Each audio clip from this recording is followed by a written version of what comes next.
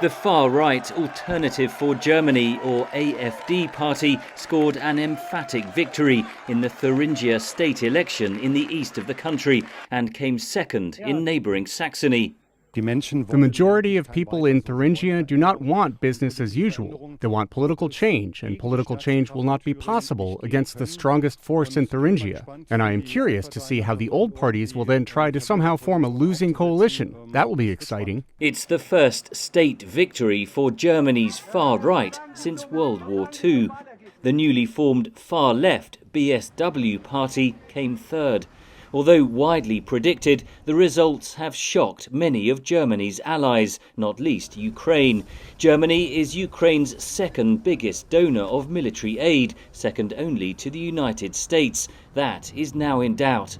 Germany is Ukraine's second biggest donor of military aid, second only to the United States. That is now in doubt. Both the far right and the far left populist forces were campaigning on cutting German aid for Ukraine, and they were explicitly calling for a reduction in military aid. They called on the government to finally pressure Ukrainians to start negotiating with Russia. In the short term, analysts say the state election results won't affect the federal government's funding of aid to Ukraine. But you already see a slight change in the rhetoric of the centrist parties. We have 4 centrist parties, and some of them already took some of the narratives or the frames that the populist and far-right parties were using. German Minister of Finance Christian Lindner of the Liberal FDP, part of the ruling coalition, is pushing for aid to Ukraine to be halved in the next budget.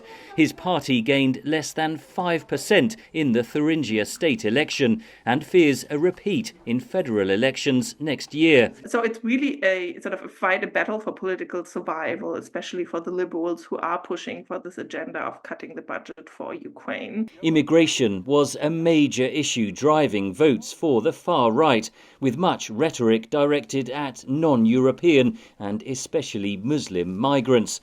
But Germany is also hosting more than 1 million Ukrainian refugees. The question whether they and how they should be funded and whether they should be drafted or sent to Ukraine, that is a delicate issue. And we have males, Ukrainian males, that are legally eligible for the draft. So there is growing pressure also on the male Ukrainian refugee population in Germany to push them back to Ukraine. The Social Democrat Party of Chancellor Olaf Scholz noted that German intelligence services had classified the AfD as an extremist party and said its victory in Thuringia must act as, quote, a wake-up call.